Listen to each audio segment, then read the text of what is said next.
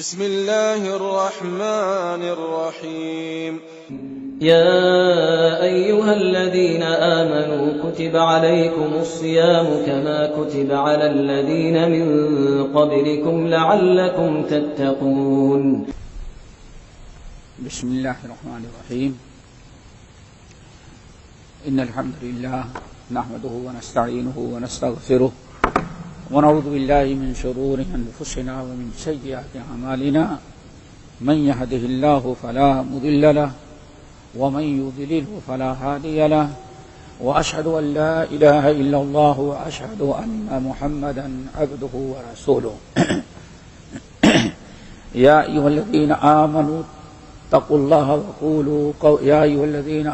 اتقوا الله حق تقاته ولا تموتن إلا وأنتم مسلمون. يا أيها الناس اتقوا ربكم الذي خلقكم من نفس واحدة وخلق منها زوجها وبث منهما رجالا كثيرا ونساء واتقوا الله الذي تساءلون به والأرحام إن الله كان عليكم رقيبا. يا أيها الذين آمنوا اتقوا الله وقولوا قولا سديدا يصلح لكم أعمالكم ويغفر لكم ذنوبكم، ومن يطع الله ورسوله فقد فاز فوزا عظيما.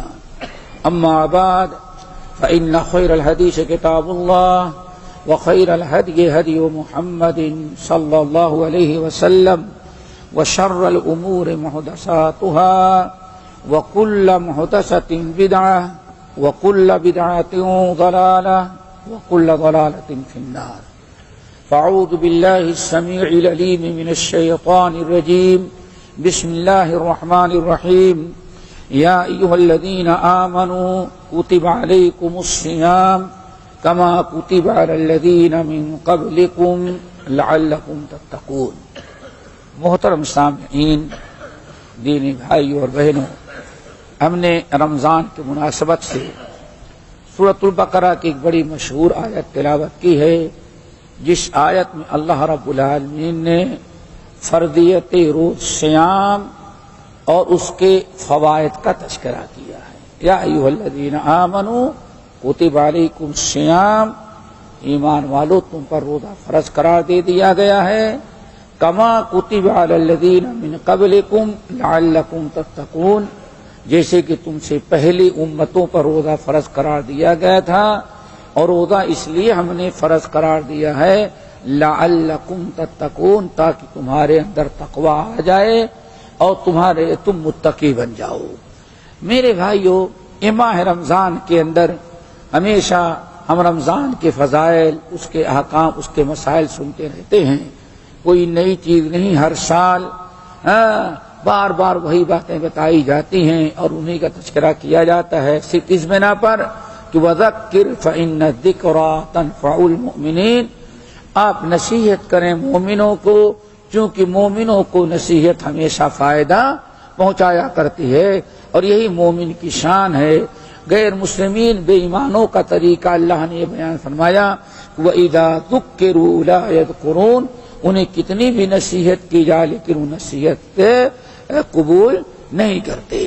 آج ماہ رمضان کے متعلق ہم صرف چند باتیں بتانا چاہتے ہیں جن کا کرنا ہمارے لیے بہت ہی ضروری ہے، اور انہی چیزوں میں سے وہی چیزیں ہم اپنائیں گے تو ہمارا روزہ انشاءاللہ فائدہ مند ہوگا، مغفرت اور بخشش کا ذریعہ بنے گا، اور اللہ رب العالمین ہمیں اجر و ثواب عطا کریں گے۔ پہلی چیز تو ہے میرے بھائیوں کہ ماہ رمضان کا روزہ جو ہم رکھیں تو ایک خاص اس کی نیت ہماری ہونی چاہیے۔ پچھلے ہفتے جیسے غالباً میں نے بتایا تھا کہ نبی علیہ السلام نے ارشاد فرمایا، من صام رمضان ایمانا واحتسابا غفر له ما تقدم من ذنبه، جو انسان ماہ رمضان کا روزہ رکھے گا ایمان اور یقین کے ساتھ، عقیدے صحیحہ کے ساتھ، واحتسابا اور اجر و ثواب حاصل کرنے کی نیت کے ساتھ، روزہ بھی رکھیں، ایمان بھی ہو، یقین بھی ہو اور ساتھ ساتھ روزہ رکھیں احتساب بھی ہو۔ احتساب کا مطلب یہ ہے کہ ہم اس لیے روزہ رکھیں تاکہ اللہ تعالی ہماری مغفرت کرے، ہماری بخشش کرے، ہمیں اجر و ثواب عطا کرے۔ روزے کے رکھنے والے سے اللہ نے اپنے جس فضل و کرم کا اعلان وعدہ کیا ہے وہ ان ساری چیزوں کے ہم مستحق بن جائیں، یہ ہے میرے بھائیو احتساب۔ نبی علیہ السلام نے ارشاد فرمایا لا اجر الا عن حسبۃ، انسان کے اندر جب تک احتساب حسبہ نہیں ہوگا اس کو کوئی اجر و ثواب نہیں ملتا۔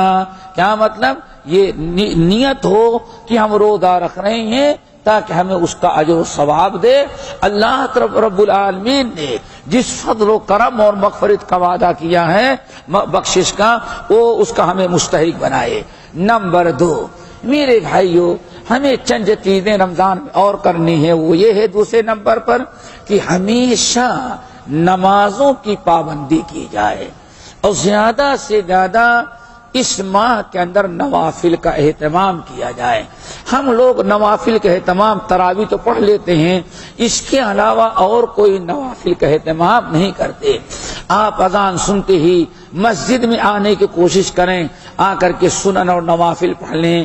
بہت سارے لوگوں کی دوستوں عادت پڑی ہے، وہ اذان سنتے ہیں، مسجد کے باہر ہیں، اپنے گھر میں ہیں، آتے ہیں اقامت کے وقت یا اقامت سننے کے بعد اور فرض نماز پڑھتے ہیں، سلام پھیرنے کے بعد پھر مسجد کے باہر ہو جاتے ہیں۔ سنن اور نوافل کا بہت اہتمام کم کرتے ہیں۔ ماہ عام دنوں میں بھی نوافل اور سنن کا اہتمام ہو، خصوصاً ماہ رمضان کے اندر تو جتنا بھی ہم نوافل پڑھ سکتے ہو نوافل کا اہتمام کریں۔ حدیث کے اندر آتا ہے رات میں تو تراویح ہے ہی، تراویح کے علاوہ دن کے اندر بھی آپ نماز افطار کر کے بیٹھے ہیں، اگر آپ چاہیں تو 2-4 رکعتیں نفلہ پڑھ سکتے ہیں، بہت خیر و برکت کی چیز ہے۔ ایک صحابی کہتے ہیں ہم مغرب کی نماز پڑھ کر نماز کے اندر نبی علیہ السلام سے ملنے کے لیے آئے، ہم سوچتے کہ فرض نماز کے بعد آپ 2 رکعت سنت پڑھیں گے، اس کے بعد ہماری ملاقات، لیکن راوی کہتے ہیں صحابی کہتے ہیں نبی علیہ السلام 2 رکعت کر کے نماز پڑھتے ہی جا رہے ہیں یہاں تک کہ اذان عشاء کا وقت ہو گیا۔ بعض لوگوں نے کہا تتجافا جنوبہم عن المضاجع يدعون ربهم خوفا وطمعا ومما رزقناهم ينفقون کی آیت انہی لوگوں کے بارے میں اتاری گئی ہے جو عشاء اور مغرب کے درمیان بھی نوافل کا اہتمام کر لیتے ہیں۔ اللہ تعالی ہمیں نوافل کا اہتمام کرنے کی توفیق نصیب فرمائے۔ میرے بھائیو، حدیث کے اندر آتا ہے، آپ حضرات جانتے ہیں کہ اللہ رسول نے ارشاد فرمایا ماہ رمضان کا چاند نکلتا ہے تو چاند نکلتے ہی فتحت ابواب الجنہ، جنت کے دروازے کھول دیے جاتے ہیں۔ اب دروازہ خالی کھل تو گیا ہے لیکن اب داخل ہونے کا سامان آپ کو مہیا کرنا ہے، خالی ہاتھ نہیں جانا ہے۔ اللہ حدیث کے اندر آتا ہے، امام بخاری رحمۃ اللہ علیہ اپنی مشہور کتاب التاریخ الکبیر میں اور امام بہقی نے شعب الایمان میں نقل کیا، حضرت عبداللہ بن عباس رضی اللہ تعالیٰ عنہما کہتے ہیں ما عمل ابن آدم شیئا، اللہ اکبر، ما عمل ابن آدم عملا یا ما عمل ابن آدم شیئا افضل من الصلاة وإصلاح ذات البین وخلق حسن او کما قال علیہ السلام۔ بندہ بہت نیکیاں کرتا ہے، اللہ رسول فرماتے ہیں ما عمل ابن آدم شیئا یا ما عمل ابن آدم عملا، آدم کی اولاد بہت نیکیاں کرتی ہے، چلتے ہوئے سلام کیا وہ بھی نیکی، وضو کر کے مسجد میں آئی وہ بھی نیکی، یہاں بیٹھ کے قرآن پاک پڑھنے لگے یہ بھی نیکی، اپنے بھائی کو صدقہ خیرات سے فائدہ پہنچا دیا یہ بھی نیکی، سبحان اللہ رمضان پہلے یہ بھی پڑھے بھی نیکی۔ ما عمل ابن آدم عملا، لیکن اللہ رسول فرماتے آدم کی اولاد اجر و ثواب کے لیے جتنے اعمال کرتی ہے ان میں 3 عمل کے برابر کوئی عمل ہوتا ہی نہیں۔ اللہ اکبر، ما عمل ابن آدم عملا افضل من الصلاة واصلاح ذات البین وخلق حسن۔ اللہ اکبر، آدم کی اولاد زندگی میں جتنے نیک اعمال کرتی ہے ان میں 3 عمل ایسے ہیں جن کے برابر کوئی عمل ہو ہی نہیں سکتا. نمبر 1 کیا؟ من الصلاۃ، نماز. نماز کتنا بڑا عمل ہے. اللہ اکبر. نبی علیہ السلام راستہ پکڑ کے جا رہے ہیں، راستہ پکڑ کے جا رہے ہیں، سواری پر سوار ہیں. آپ کے ساتھ صحابہ کرام کی ایک جماعت ہے. ایک قبر کے قریب سے گزرے، آپ فوراً سواری سے اتر گئے. آپ کو اترتا دیکھ کر کے سارے صحابہ کرام سواریوں سے نیچے آ گئے. جب سب اکٹھا ہو گئے تو آپ نے فرمایا، لوگوں یہ تمہارا بھائی جو اس قبر کے اندر دفنایا گیا ہے، تمہیں معلوم ہے اگر رب العالمین اس کو بھی اٹھائے اور کہے تم بہت اچھے اعمال کر کے آئے، بہت اچھے اعمال کر کے آئے، میں تمہیں 2 چیزوں کا اختیار دیتا ہوں. نمبر 1، تجھے دنیا میں ہمیشہ ہمیشہ کے لیے لوٹا دیتے ہیں اور پوری دنیا کی بادشاہت تجھے مل جائے گی، اور قیامت تک اکیلا ہی بادشاہ، کوئی اپوزیشن میں پارٹی ہوگی ہی نہیں، تیری خلافت کبھی نہیں ختم ہوگی، قیامت تک کے لیے پوری دنیا کی بادشاہت دے دیتا ہوں، اور اگر چاہے تو جنت میں داخل کر دیتا ہوں. ابھی کیا خیال ہے آپ کو اختیار دیا تو کیا کہیں گے؟ اللہ بادشاہت نہیں بلکہ سیدھے جنت ہی پہنچا دے. لیکن نماز کا مقام یہ، اللہ کے رسول ارشاد فرماتے اللہ اس بندے کو اختیار دے رہا، بتا تو کیا چاہتا ہے. بندہ کہتا ہے اللہ اگر آپ میری عبادت سے اتنے خوش اور میری عبادت اتنی قبول کہ آپ مجھے دنیا بھر کی بادشاہت یا جنت کا وارث بنا دیں تو مجھے یہ دونوں نہیں چاہیے. اگر آپ مجھے خوش ہیں تو 2 رکعت نماز نفل پڑھنے کا موقع عطا کر دیں. کیوں؟ رکعتان خفیفتان تنفلونہما، 2 رکعت نفلی نماز، تنفل نفلی نماز، وہ بھی ہلکی ہلکی. آدمی قبر میں جانے کے بعد نماز کی قدر اسے محسوس ہوئی کہ نماز ہے کتنی بڑی عبادت. 2 رکعت نماز نفل کو وہ ترجیح دے رہا ہے دخول جنت پر اور قیامت تک کے لیے دنیا کی بادشاہت پر. صرف 2 رکعت نماز، وہ بھی خفیفتان، آنے فرمائے ہلکی ہلکی. کیوں؟ نماز کا اجر و ثواب اس نے دیکھ لیا. وہ سوچتا ہے کہ اگر 2 رکعت نماز نفل میں اور پڑھ لوں گا تو دنیا کی قیامت تک کی بادشاہت اور ابھی دخول جنت سے بھی بڑا اجر و ثواب مجھے مل جائے گا. پھر جنت میں جائیں گے تو جنت اللہ دے رہا ہے، اس سے بھی کہیں اونچا مقام و مرتبہ مل جائے گا. یہ نماز کا مقام ہے. اللہ تعالیٰ ہمیں ماہ رمضان میں ایک تو بے نمازی بھائی جو ہیں وہ نمازی بنے، ان کو نماز کا پابند بنا دے. ہم لوگ جو ہیں بہت سارے نماز پڑھتے تو ہیں لیکن سنن اور نوافل کے اہتمام نہیں کرتے. اللہ فرائض کے ساتھ انہیں سنن نوافل کا پابند بنا دے. نمبر 3، ہمیں بہت سارے بھائی ہیں جس میں میں بھی ایک ہوں کہ فرض نماز تو پڑھ لیتے ہیں، سنن نوافل بھی ہو جاتی ہے، لیکن تہجد کی نماز نہیں ادا ہو پاتی. اللہ تعالی ہم سب کو تہجد گزار بھی بنا دے. نوافل نماز میں جو سب سے اونچا مقام رکھتی ہیں وہ تہجد گزاری ہے. دوسرا عمل کیا ہے؟ آپ نے فرمایا اصلاح ذات البین. اصلاح ذات البین، اللہ اکبر. اگر آپ کا آپ کے بہن سے، آپ کے بھائی سے، آپ کے چچا، آپ کے بہت سارے رشتے ناتے یا پاس پڑوس یا کسی مسلمان بھائی سے اگر کوئی ناراضگی ہو گئی ہے تو اس ناراضگی کو ختم کر کے مصالحت کر لینا، اس سے بڑا عمل آدم کی اولاد کوئی کر ہی نہیں پاتی. نمبر 3 میرے بھائیوں، وخلق حسن، اچھے اخلاق.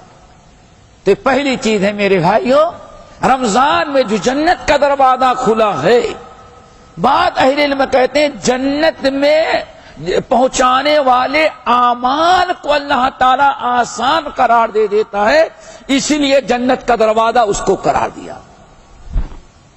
دوسری چیز جو ہمیں جس کا بڑا اہتمام کرنا ہے، جود و سخا۔ کیا بھائی؟ جود و سخا۔ سخاوت کیا ہے؟ آپ اپنے مال کو اللہ تعالی کی رضا کے لیے اللہ کے راستے میں خرچ کریں۔ ایک ہے جود۔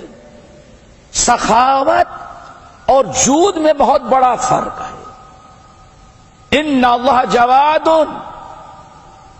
یحب الجود، اللہ تعالی جواد ہے اور جود کو بہت ہی زیادہ وہ پسند کرتا ہے۔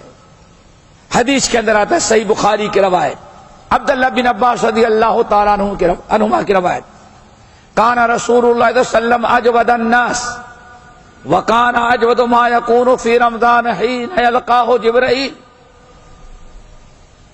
سمجھ گئے نا؟ فیدارس القرآن وذلک فی کل لیلۃ فلرسول اللہ صلی اللہ علیہ وسلم اجود من الریح المرسلہ۔ اے لوگو،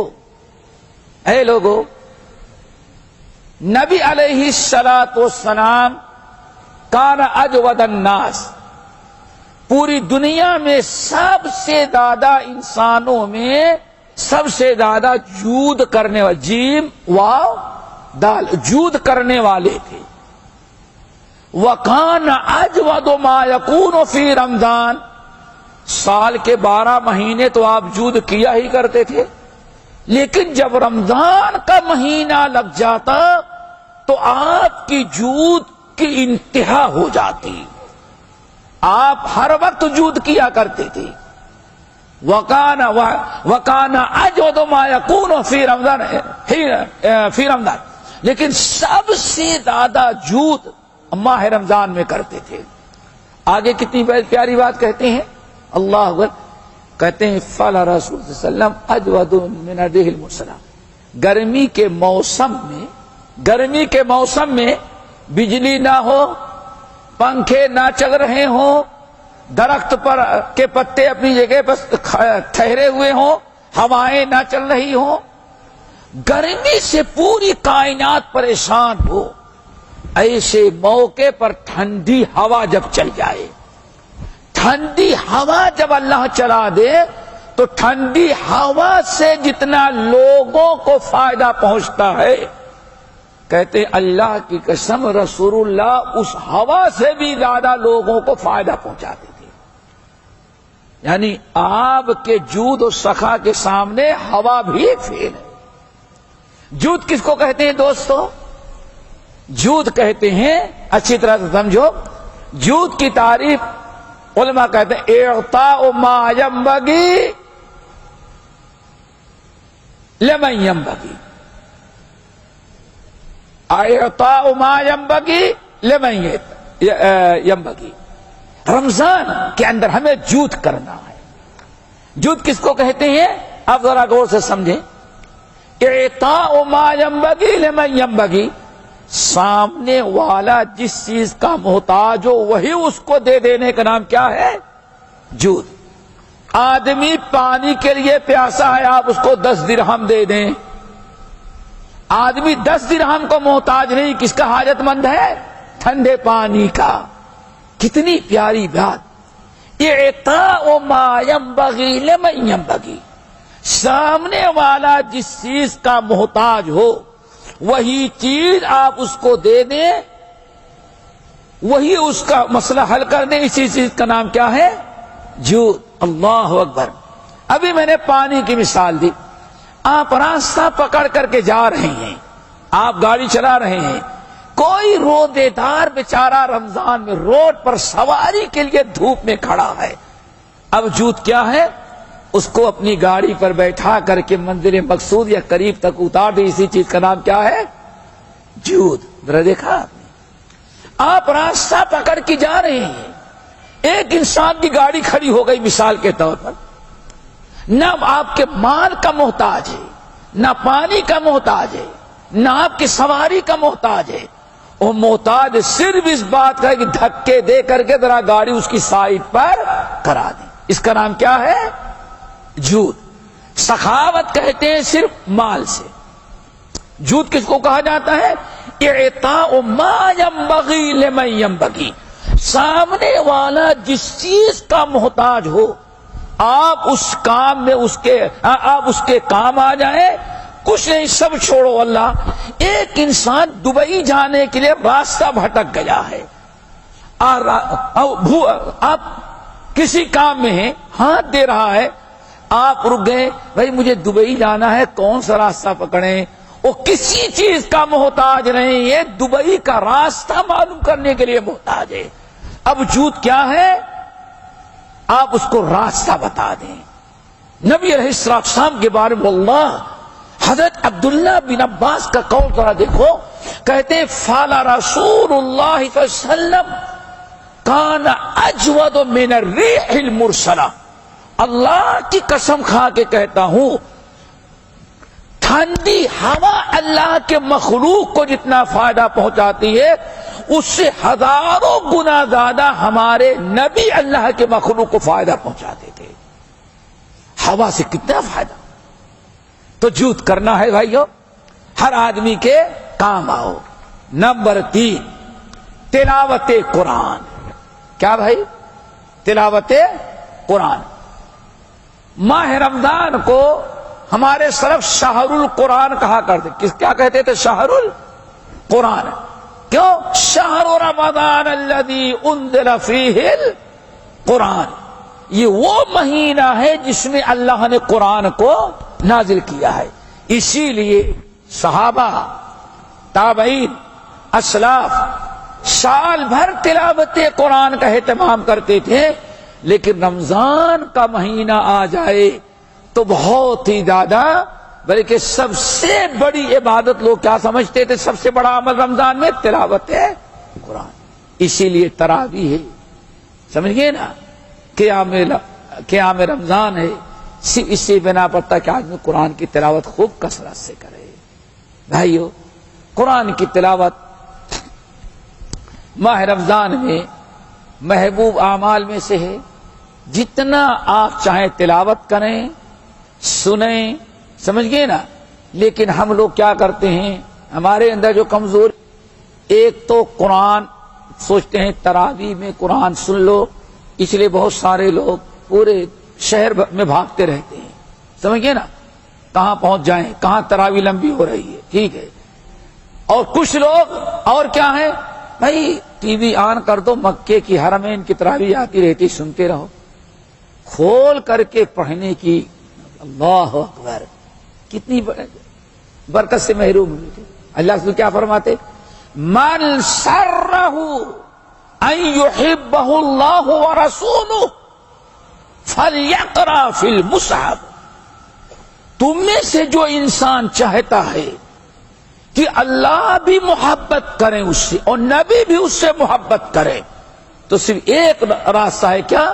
قرآن کھول کر کے مصحف میں دیکھ کر کے تلاوت قرآن کرے۔ پتہ چل گیا، تلاوت قرآن زبانی بھی افضل ہے، سننا بھی اجر و ثواب ہے، لیکن دیکھ کر کے مصحف کو ہاتھ میں لے کر کے دیکھ کر کے تلاوت کرنے کا بڑا اجر و ثواب ہے۔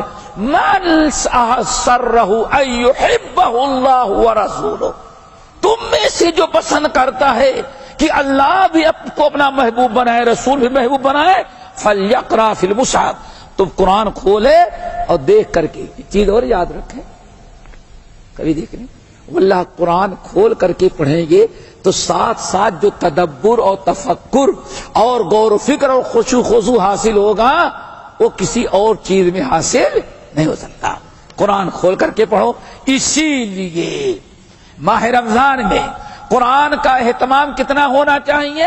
صحیح بخاری کی روایت، نبی علیہ السلام کے پاس ماہ رمضان کی پہلی ہی رات سے جبرائیل امین برابر زمین پر نبی علیہ السلام کے پاس آتے، اور کس لیے آتے؟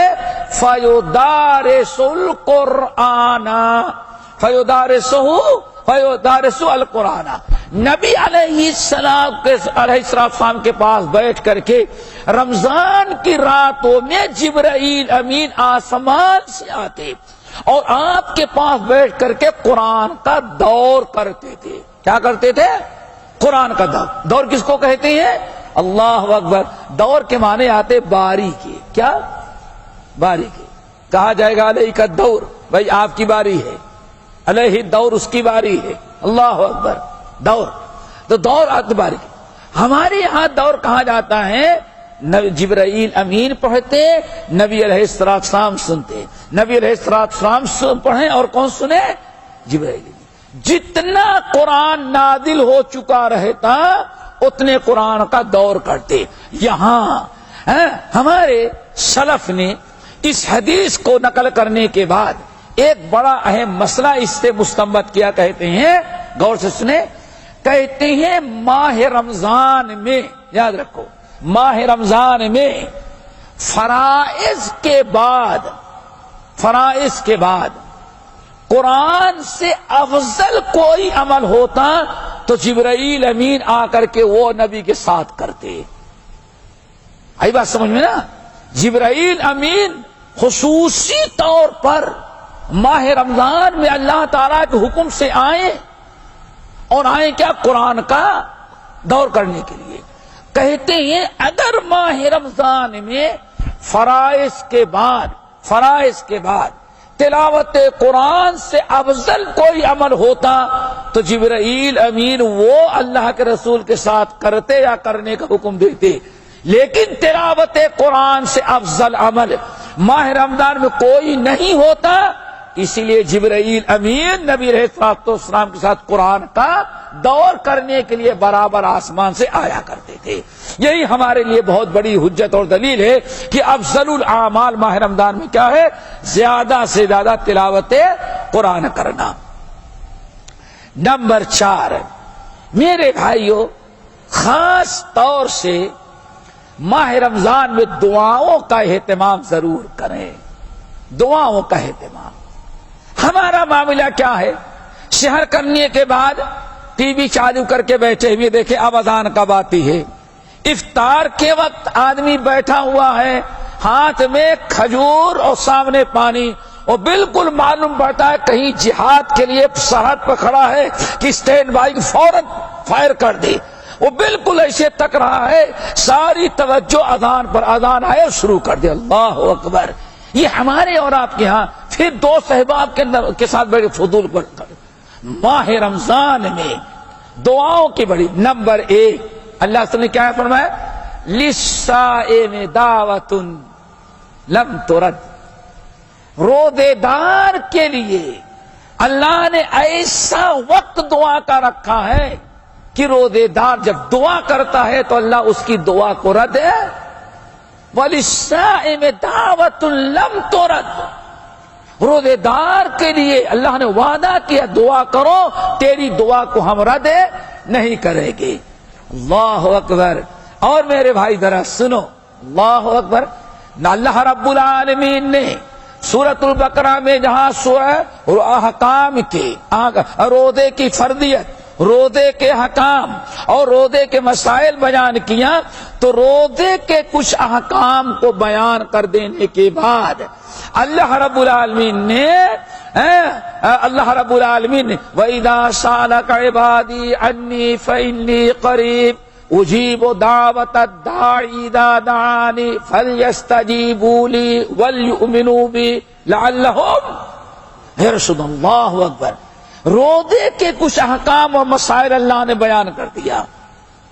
پھر اس کے بعد فوراً دعا کرنے کا حکم دیا. وَإِذَا سَأَلَكَ عِبَادِي عَنِّي فَإِنِّي قَرِيبٌ أُجِيبُ دَعْوَةَ الدَّاعِ إِذَا دَعَانِ. دعا کرنے والے ہم سے جب دعا کرتے ہیں تو ان کی دعا کو ہم قبول کرتے ہیں. دعا کرنے کا اور قبولیت دعا کا اللہ تعالیٰ نے وعدہ کرنے کی آیت نازل کی. پھر اس کے بعد اللہ تعالیٰ نے روزے کے بعد احکام اور دوسرے احکام بیان کیے. اہل علم نقل کرتے ہیں کہ روزے کے متعلق جو آیات ہیں بیچ میں وَإِذَا سَأَلَكَ عِبَادِي عَنِّي فَإِنِّي قَرِيبٌ. اس آیت کو نازل کر دینا، دعا کرنے کا حکم دینا، یہ اس بات کی علامت ہے، اس بات کی طرف اشارہ ہے کہ دعائیں تو ہر وقت بندہ کرے، لیکن ماہ رمضان میں خصوصیت سے کے ساتھ دعاؤں کا اہتمام کرے. کیوں؟ وہ قبولیت دعا کا مہینہ ہے. اللہ تعالیٰ سے دعا کرو ہمارا وقت بیکار چیزوں میں نہ ضائع جائے. میرے بھائیو، قبولیت دعا کا موسم ہے. آپ اپنے آپ کو دعاؤں میں مشغول رکھیں، اور یہ بھی یاد رکھیں کہ دعا بھی کیا ہے؟ عبادت ہے. کیا ہے؟ عبادت ہے. ان الذین یستکبرون عن عبادتی سیدخلون جہنم داخرین. نبی علیہ السلام نے ارشاد فرمایا، عباد اللہ، اے اللہ کے بندو دعا کرو، دعا کرو، دعا کا اہتمام کرو. کیوں؟ الدعاء هو العبادہ. سب سے بڑی عبادت تو کیا ہے؟ دعا ہی ہے. اور اگر غور کریں، روزہ رکھو گے نا؟ رکھتے ہیں نا بھائی؟ ماشاءاللہ سحر کر لیے، اس کے بعد دنیا داری میں پھنسے ہوئے. ٹھیک ہے نا؟ یہی کرتے ہیں نا. نماز پڑھے، جلدی نکل گئے. واللہ جب دعا کرتے ہیں تو رو رو کر کے کرے، اللہ جب رمضان کا روزہ رکھا ہے میری روزے کو بھی قبول کر لے. دیکھا روزے میں، رمضان میں جب دعا بھی کرتے ہیں تو کیا کرتے ہیں؟ ساری مشکلات دور کرنے تو اللہ تعالیٰ رمضان کے ہمارے قیام اور صیام کو قبول کر لے. دیکھا آپ نے کتنی بڑی ہے. اسے اللہ سن کے الدعاء هو العبادہ. اے لوگوں، دعا ہی تو سب سے بڑی کیا ہے؟ عبادت ہے. پھر اللہ رسول نے دلیل میں کیا آیت پڑھی؟ ان الذین یستکبرون عن عبادتی سیدخلون جہنم داخرین. بے شک جو لوگ میری عبادت کرنے میں اپنی انسلٹ سمجھتے ہیں، توہین سمجھتے ہیں، اپنا وقت ضائع سمجھتے ہیں، سیدخلون جہنم داخرین. وہ لوگ جو ہم سے دعا کرنے سے کتراتے اعراض کرتے ہیں اور ہم سے مانگنے سے بھاگتے ہیں، ان کو ذلیل کر کے عنقریب ہم جہنم میں داخل کر دیں گے. اس سے پتا چل گیا دعا مانگنا بھی ہمارے لیے کیا ہے؟ ضروری ہے. دعا عبادت ہی نہیں بلکہ بڑی عبادت، الدعاء هو العبادہ، بڑی عبادت قرار دیا گیا. تو دعا کے بارے میں کبھی لاپرواہی نہ کریں. نمبر 5 یا نمبر 6 کتنے ہو گئے؟ نمبر 5 ہو گیا. نمبر 6 میرے بھائیو، اللہ اکبر، ماہ رمضان کے ساتھ جو مخصوص عبادات ہیں، ماہ رمضان میں جن اعمال کے کرنے کی رغبت دلائی گئی وہ کیا ہے؟ اللہ اکبر، روزے داروں کو روزہ افطار کرانا. ہمارے ہاں کوئی مہمان آ جائے، مسافر آ جائے، مسجد میں چارہ کوئی آ جائے، سمجھ گئے نا، کوئی غریب گھر ہو، کوئی خاندان ہو، اس کے روزے افطار کرانے کا بڑا سب تاکید کی. حدیث، کئی حدیثیں ہیں، من فطر صائما فلہ اجر الصائم من غیر ان ينقص من اجر الصائم شیئا او کما قال الرسول. جس نے روزے دار کو روزہ افطار کرایا. اللہ اکبر، یہ چیز عربوں میں بہت دیکھا گیا ہے نا، دیکھے نہیں؟ بڑے بڑے خیمے. ہمارے ہاں، ہمارے ملکوں کے جو دستور ہے، ہو سکتا ہے بھائی آپ کہاں ہو، ہر آدمی اپنے اپنے گھر کا. حالت یہ ہوتی ہے کہ آپ اپنے گھر میں، ہم اپنے گھر میں. اگر کوئی مسافر بیچارہ مسجد دیکھا، مسلمان محلہ دیکھا، وہ مسجد میں آ جائے تو بلا افطاری ہی کے رہ جاتا ہے وہ. لیکن یہاں الحمدللہ کوئی انسان، ایک مزاج بنا ہوا ہے، من فطر صائما، جس نے کسی روزے دار کا روزہ افطار کرا دیا. اللہ اکبر. تو اللہ سے فرماتے فَلَهُ مِثْلُ أَجْرِ الصَّائِمِ. تو جس روزے دار کا روزہ افطار کرا رہا ہے، اس روزے دار کو روزہ رکھنے کا جتنا ثواب ملے گا اتنا ہی ثواب اللہ تعالیٰ افطار کرانے والے کو دے دے گا.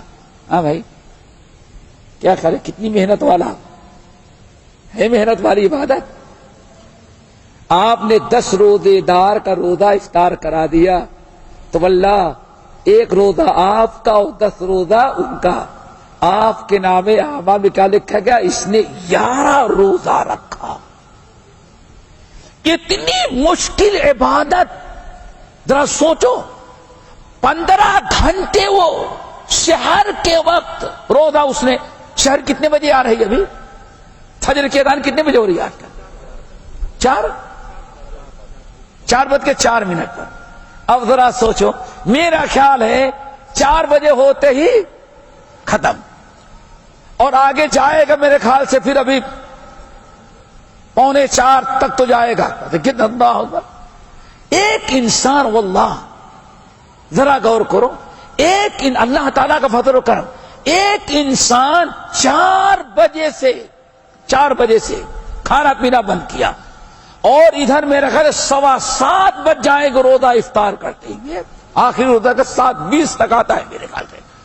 اتنا لمبا وقفہ بھوکا پیاسا رہ کر کے جو اس نے افطار بھوکا پیاسا رکھ کے وہ عبادت کی روزہ رکھا، اس نے اپنے اس روزہ رکھنے اس عبادت کی برکت سے اللہ تعالی کے ہاں اپنا اتنا اونچا مقام و مرتبہ بنا رکھا ہے کہ کوئی 2 کھجور یا چند ایک پاکٹ بریانی کھلا کر کے ایک گلاس پانی پلا کر کے اگر اس کا روزہ افطار کرا دیا تو 16 گھنٹے 4 بجے سے لے کر کے 7:15 بجے تک یا 7:20 تک جو انسان بھوکا رکھ کر کے عبادت پایا تھا، آپ نے اس کو افطار کرا کے اتنا ہی ثواب آپ ایک پلیٹ بریانی اور ایک کپ پانی کے ذریعے حاصل کر لیا.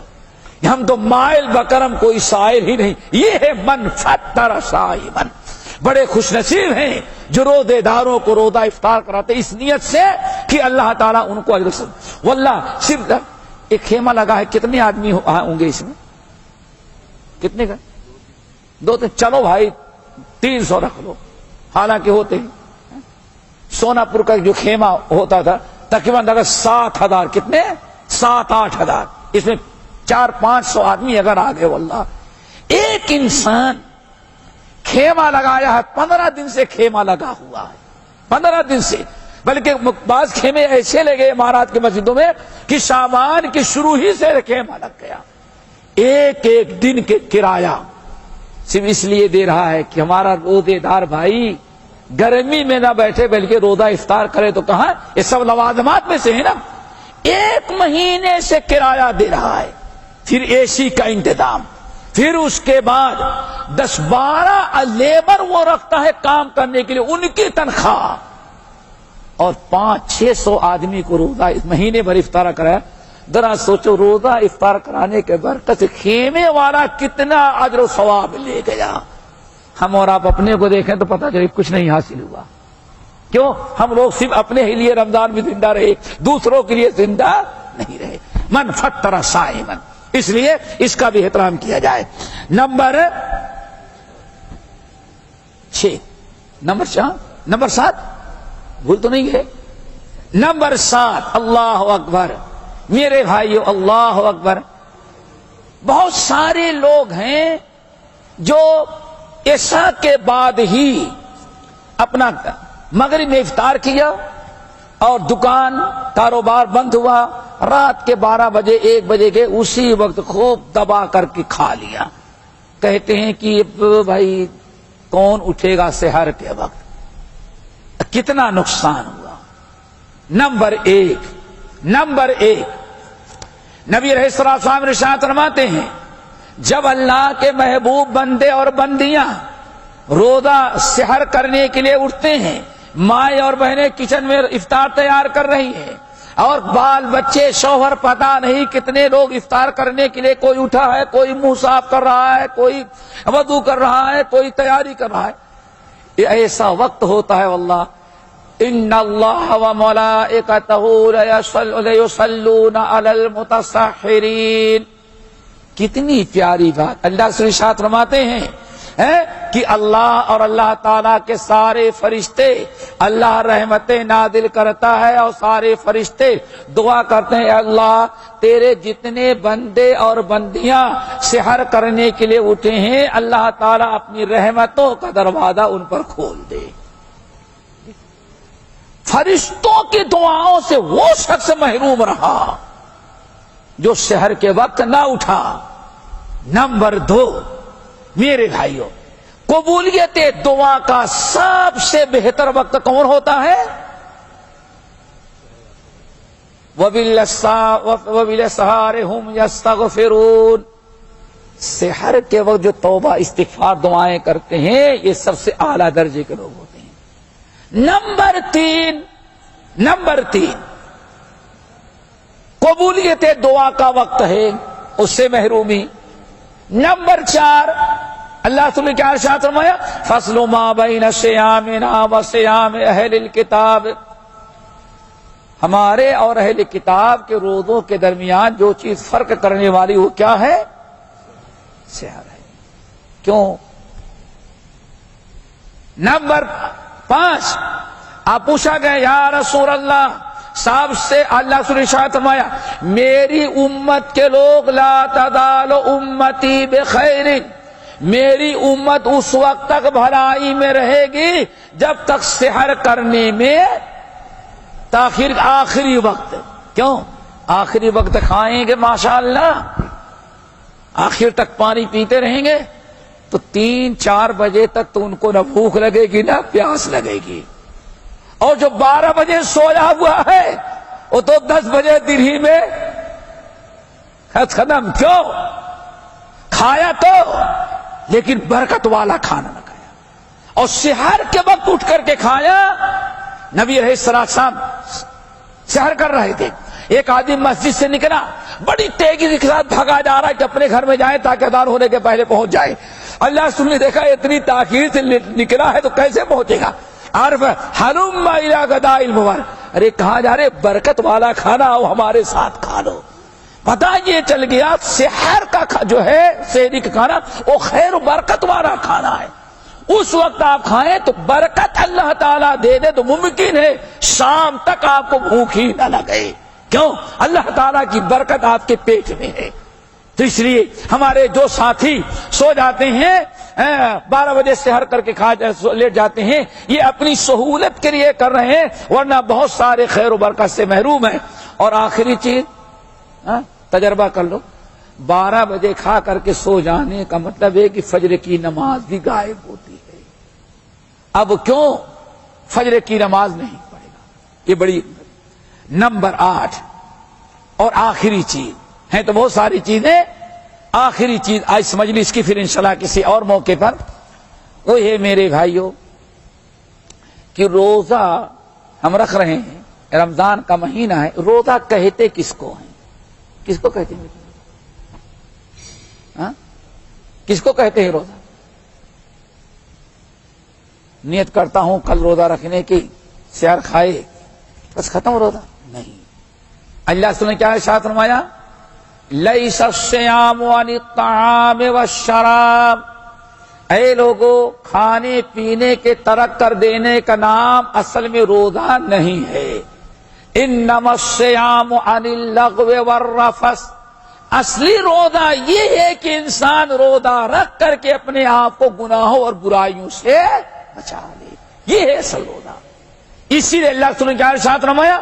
من لم يدع قول الزور والعمل به والجهل فليس لله حاجة في أن يدع طعامه وشرابه، او كما قال علیہ السلام، جو روزہ تو رکھ لیتا ہے لیکن جھوٹ بولنا نہیں بند کرتا، غیبت چغلی نہیں بند کرتا، فضول کام نہیں ترک کرتا، تو اللہ نے ارشاد فرمایا روزہ رکھ کر کے جو اپنے زبان کی، اپنے گفتار کردار کی حفاظت نہ کر سکے، اپنے آپ کو گناہوں برائیوں سے نہ بچا سکے، فلیس للہ حاجہ، تو اس کو کھانا پینا چھوڑ کر کے بھوکا رہنے کی کیا ضرورت ہے؟